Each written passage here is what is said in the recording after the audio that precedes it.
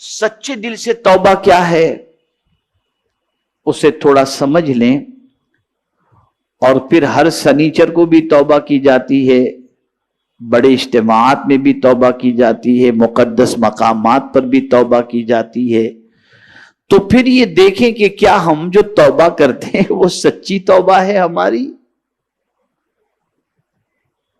جب میں آپ کے سامنے رکھوں گا تو بات سمجھ میں آ جائے گی، اور کوئی بات انشاءاللہ قرآن و حدیث سے ہٹ کر کے نہیں ہوگی، اس کے دائرے میں ہی انشاءاللہ العظیم ہوگی۔ سچی توبہ کسے کہتے ہیں؟ میرے پیارے آقا صلی اللہ تعالی علیہ وسلم کے پیارے دیوانوں، اللہ عز و جل اسی توبہ کا مطالبہ کر رہا ہے، سچی توبہ کا۔ قرآن کی کوئی آیت جب اچھی طرح سے وضاحت کے ساتھ سمجھ میں نہ آتی ہو تو اس کو سمجھانے والی ذات مدینے کے تاجدار صلی اللہ علیہ وسلم کی ذات۔ جیسے قرآن میں آیا یا ایھا الذین آمنوا اذا قمتم الى الصلاۃ فاغسلوا وجوہکم وایدیکم الى المرافق وامسحوا برؤوسکم، فرما دیا گیا۔ اب یہاں قرآن کہتا ہے اے ایمان والو جب تم نماز کے لیے کھڑے ہو، قم کے معنی کھڑے ہونے کے ہوتا ہے، تو اب کھڑے ہوتے وقت آدمی وضو نماز کے لیے کھڑا ہوگا تو وضو کہاں سے کرے گا؟ تو یہاں بتایا گیا کہ قم تم سے مراد ارتم ہے کہ اے ایمان والو جب تم نماز کا ارادہ کرو تو وضو کرو۔ اب وضو کرنے کے لیے کتنا چہرہ دھونا چاہیے؟ قرآن نے تو کہہ دیا یا ایھا الذین آمنوا اذا قمتم الى الصلاۃ فاغسلوا وجوہکم، اپنے چہرے کو دھو۔ کہاں سے کہاں تک چہرہ ہے اس کی تشریح قرآن نے نہیں کی، یہ میرے آقا بتائیں گے، رسول اعظم صلی اللہ علیہ وسلم۔ تھوڑا آہستہ۔ اسی طریقے سے وَامْسَحُوا بِرُؤُوسِكُمْ، اپنے سر کا مسح کرو۔ کتنا مسح کریں، کیسے مسح کریں، کیا طریقہ ہوگا، تو یہ بات حضور صلی اللہ علیہ وسلم بتائیں گے، ٹھیک ہے نا۔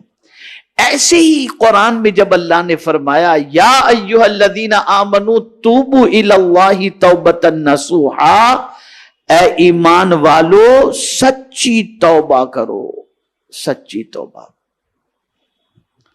تو اب یہ توبۃ نصوح فرمایا، اللہ اس توبہ کے بارے میں تقاضا کر رہا ہے اور حکم دے رہا ہے۔ تو اب سنیے آقا کریم صلی اللہ علیہ وسلم کا ارشاد۔ حضرت معاذ بن جبل رضی اللہ تعالیٰ عنہ نے حضور صلی اللہ علیہ وسلم سے عرض کیا یا رسول اللہ صلی اللہ تعالی علیہ وسلم مت توبۃ النصوح، اللہ کے رسول صلی اللہ علیہ وسلم توبۃ النصوح کیا ہے، سچی توبہ کیا ہے؟ توجہ سے سماعت فرمائیں۔ آقا کریم صلی اللہ علیہ وسلم نے ارشاد فرمایا ان يندم العبد على الذي اصاب، کہ بندہ کیے ہوئے گناہوں پر نادم ہو۔ نادم کہتے شرمندہ۔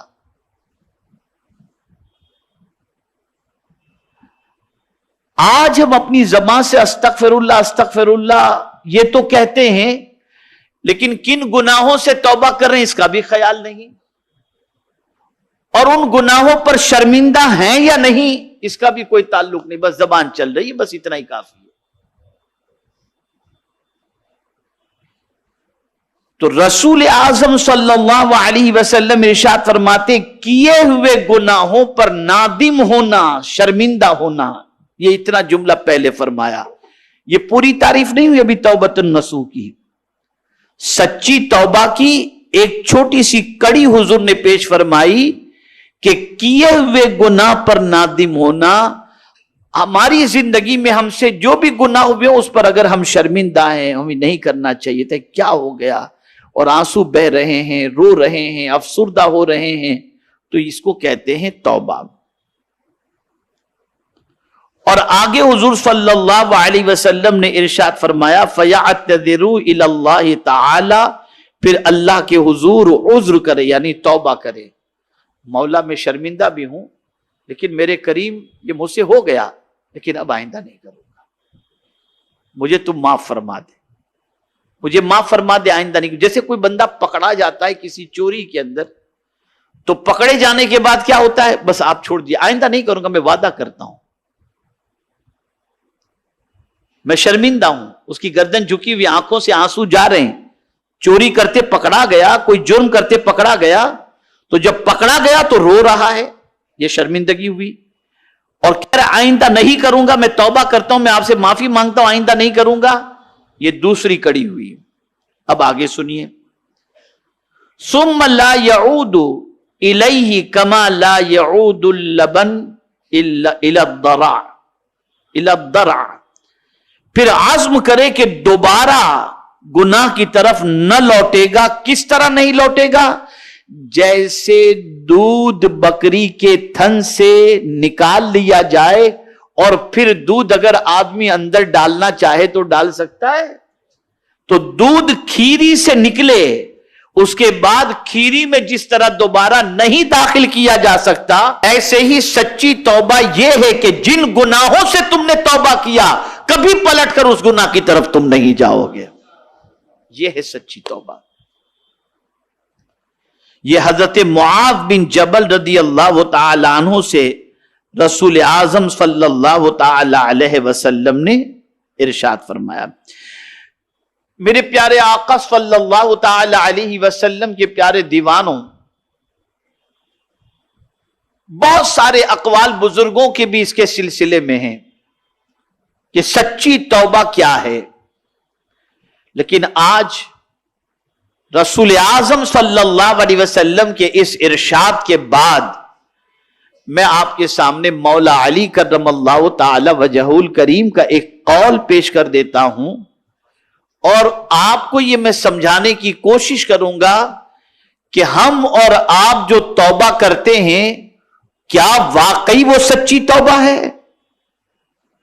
اور اگر نہیں تو سچی توبہ کیا ہے، تاکہ اس مقدس مہینے کے اندر ہم سچی توبہ کی کوشش کریں.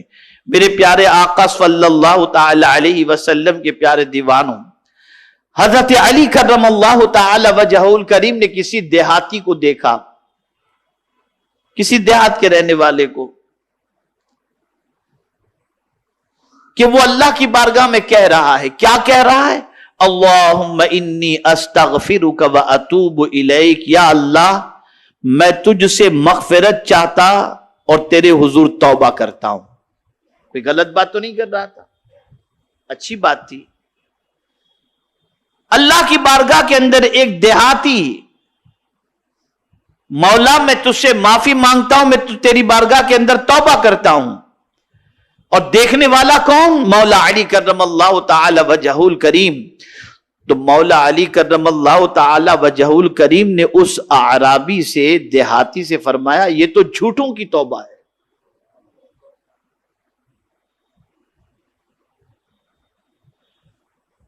یہ تو جھوٹوں کی توبہ ہے. تو اس نے عرض کیا امیر المؤمنین یہ تو بتائیں کہ سچوں کی توبہ کیا ہے اور سچی توبہ کیا ہے. بس اب آپ اسے سن لیجئے اور پھر میں آپ کو بتاتا ہوں کہ اگر اس طریقے کی توبہ ہم نے کر لی تو قرآن کہتا ہے وَتُوبُوا إِلَى اللَّهِ جَمِيعًا أَيُّهَا الْمُؤْمِنُونَ لَعَلَّكُمْ تُفْلِحُونَ. تو اللہ کامیابی ہمیں عطا فرما دے گا، کامیابی عطا فرما دے گا. اب سچوں کی توبہ کیا ہے اسے سماعت فرمائیں. مولا علی کرم اللہ تعالی وجہہ الکریم نے اس دیہاتی کے پوچھنے پر بتایا کہ اگر تو جاننا چاہتا ہے کہ سچوں کی توبہ کیا ہے تو آپ نے بتایا جس توبہ میں 6 چیزیں پائی جائیں. کتنی؟ بولیے. 6 چیزیں پائی جائیں وہ سچوں کی توبہ ہے. غور کیجئے گا، کہنے والا کوئی عام آدمی نہیں کہہ رہا ہے، سید الاولیاء فرما رہے ہیں. مولا علی کرم اللہ تعالی وجہہ الکریم ارشاد فرماتے ہیں. اب وہ 6 چیزیں آپ سماعت فرما لیں. پہلی چیز، مولا علی کرم اللہ تعالی وجہہ الکریم ارشاد فرماتے ہیں جو گناہ پہلے ہو چکے ہیں ان پر ندامت و شرمندگی. جو پہلے گناہ کر لیے اس پر افسوس ہے، بندہ شرمندہ ہے، نادم ہے، اور اسے یاد کر کر کے روتا ہے. یاد رکھیں وہ لوگ جو بڑھاپے کی دہلیز پر پہنچنے کے بعد کالج کی زندگی کے گناہ یاد کر کے کہتے ہیں یار وہ زندگی کتنی اچھی تھی، یہ کیا ہم نے کر لیا، شادی کر لی، بیوی بچے سب جمیلے میں اتنے پھنس گئے کہ وہ والی زندگی چھوٹ گئی. یعنی گناہ کر کے آدمی افسوس اس اعتبار سے کرتا ہے کہ اب عمر اس کی گناہوں کی نہیں. لیکن اگر کوئی شخص گناہوں کو یاد کر کے روتا ہے کہ کیا ہو گیا، میں نے جوانی کتنی غلط کام میں گزار دی، کس طریقے سے میں نے برائی کی، اور روتا رہتا ہے، تو حضور صلی اللہ علیہ وسلم کی بارگاہ میں ام المؤمنین حضرت عائشہ صدیقہ رضی اللہ تعالی عنہ نے عرض کیا یا رسول اللہ صلی اللہ تعالی علیہ وسلم کیا کوئی بندہ ایسا بھی ہے جس سے قبر میں سوال نہ ہوگا؟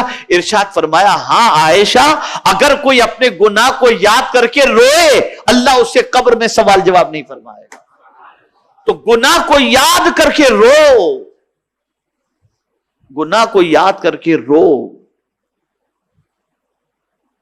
تو سچی توبہ کی پہلی شرط یہ ہے کہ گلٹی فیل ہو، شرمندگی ہو، ندامت ہو، افسوس ہو کہ میں نے کیا کر لیا یار، کیا ہو گیا مجھ سے. یہ پہلی شرط. میرے پیارے آقا صلی اللہ تعالی علیہ وسلم کے پیارے دیوانوں، اب سچی توبہ کی دوسری شرط سماعت فرمائیں. جو فرض ادا نہیں ہوئے ان کی قضا. کتنے توبہ کرنے والے فرض کی قضا کرتے ہیں ذرا بتائیں؟ ہیں کچھ آج بھی مسلمان الحمدللہ، ہم جانتے ہیں ان کو کہ روزانہ 2-3 1 دن 4 دن کی نماز جو پہلے قضا ہو چکی تھی اپنی نمازوں کے ساتھ 2-3 دن کی نماز قضا پڑھ لیتے ہیں. تو سچی توبہ یہ ہے کہ فرض کی قضا کرو. جو نمازیں چھوٹ چکی ہیں، جو روزے چھوٹ چکے ہیں، ان کی قضا کرو، جلدی سے اس فرض کو ادا کرو. یہ ہے سچی توبہ، یہ ہے سچی توبہ. ہم تو نوافل کے فضائل سنتے ہیں اور پھر سوچتے ہیں کہ آج بڑی رات میں اتنی نفل پڑھ لیں گے تو ہماری چھٹی ہو جائے گی. الحمدللہ میں نے ماہ رجب کی فضیلت پر ایک ریکارڈنگ میں نے کی ہے، مطلب میری ریکارڈنگ ایک کلپ وائرل ہوئی، اس پہ میں نے تاکید کی ہے، خاص طور پر تاکید. میں نے نوافل کے فضائل بیان فرمائے ہیں، لیکن ساتھ میں میں نے یہ بھی کہا ہے جس پر نماز فرض قضا باقی ہے وہ پہلے ان فرائض کو ادا کرے، بڑی راتوں میں ان فرائض کو ادا کر لے تو اللہ تعالیٰ اس فرض کی ادائیگی کی بنیاد پر نفل سے زیادہ اسے ثواب عطا فرما دے. تو پہلے فرائض کو ادا کرو. تو مولا علی کرم اللہ تعالی وجہ الکریم فرماتے ہیں جو فرض ادا نہیں ہوئے ان کی قضا. اب تیسرے میں تو گاڑی اٹک جائے گی اور تلاش کرنے پر بہت کم شاید کوئی نصیب ہو ایسا نظر آ جائے. مولا علی کرم اللہ تعالی وجہ الکریم فرماتے کسی کا حق غصب کیا ہے تو اسے لوٹاؤ. یہ سچی توبہ ہے. آپ نے اگر کسی کا حق مار لیا ہے تو اس کا حق ادا کرو، اسے لوٹاؤ. کسی کا مال لے لیا لوٹاؤ، کسی کی زمین لے لی لوٹاؤ. اس کے بغیر سچی توبہ نہیں کہی جائے گی.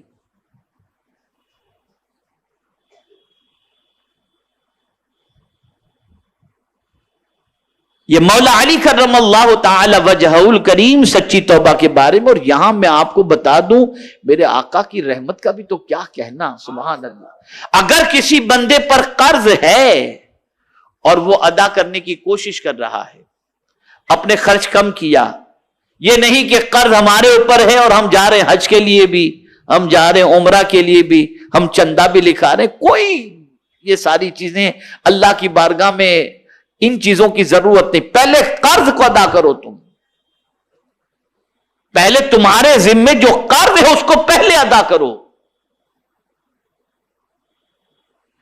اب کسی پر قرض ہے اور وہ قرض ادا کرنے کی کوشش میں لگا ہوا ہے، اور میں ایسے کچھ لوگوں کو جانتا بھی ہوں کہ جنہوں نے قرض لیا تھا اور ان کے پاس ادا کرنے کی طاقت نہیں تھی، لیکن محنت کی انہوں نے، اور پہلی فرصت میں انہوں نے قرض ادا کرنے کی کوشش کی، واللہ جب انہوں نے قرض ادا کر دیا تو اللہ نے ان کی روزی میں اور برکتیں عطا فرما دی۔ نیت اچھی رکھو۔ لیکن اگر کوئی شخص محنت کر رہا ہے، قرض بہت بڑھ گیا لیکن دینے کی طاقت نہیں ہے، کوشش کر رہا ہے، چھوٹا چھوٹا بھی دے رہا ہے، کیسے بھی کر کے، کوئی فضول خرچی نہیں کرتا، اور اس کے بعد اس کا انتقال ہو گیا، تو حضور صلی اللہ علیہ وسلم فرماتے ہیں اس کے قرض کی ذمہ داری میرے سر پر۔ قیامت کے دن جس کا قرض اس کے سر پر ہوگا میں اس کو راضی کر لوں گا، اس لیے کہ اس کی بساط میں تھا، اتنی کوشش کی اس نے، لیکن نہیں دے سکا، نیت تھی اس کی دینے کی، نیت تھی۔ تو مولا علی کرم اللہ تعالی وجہہ الکریم نے ارشاد فرمایا کسی کا حق غصب کیا ہے تو اسے لوٹاؤ، زمین غصب کی ہے لوٹا دو، مال غصب کیا ہے لوٹا دو۔ اب صرف اسی پر اکتفا نہیں، اب چوتھی بات مولا علی کرم اللہ تعالی وجہہ الکریم فرماتے ہیں جس سے لڑائی جھگڑا کیا ہے تو اس سے معافی مانگو، اس سے معافی مانگو، یہ سچی توبہ ہے۔ جس سے لڑائی جھگڑا کیا اس سے معافی مانگو جا کر، یہ نہیں کہ واٹس ایپ کے اوپر میسج کر دیا پھر دیکھتے رہو کہ پڑھا کہ نہیں پڑھا، معاف کیا کہ نہیں کیا، وہ نہیں، جاؤ جا کر اس سے معافی مانگو۔ اور اگر کوئی تمہارے پاس معافی مانگنے کے لیے آئے تو رسول رحمت صلی اللہ علیہ وسلم کے ارشاد کا مفہوم ہے کہ تمہارا پرسنل معاملہ ہے، ذاتی معاملہ، اور تم سے کوئی معافی مانگنے کے لیے آئے، سرکار فرماتے ہیں صلی اللہ علیہ وسلم تو معاف کر دینا چاہیے، اور اگر کوئی اکڑ گیا معاف نہیں کر رہا تو حضور صلی اللہ علیہ وسلم فرماتے ہیں قیامت کے دن وہ میرے حوض کوثر پر نہ آئے، قیامت کے دن وہ میرے حوض کوثر پر نہ آئے۔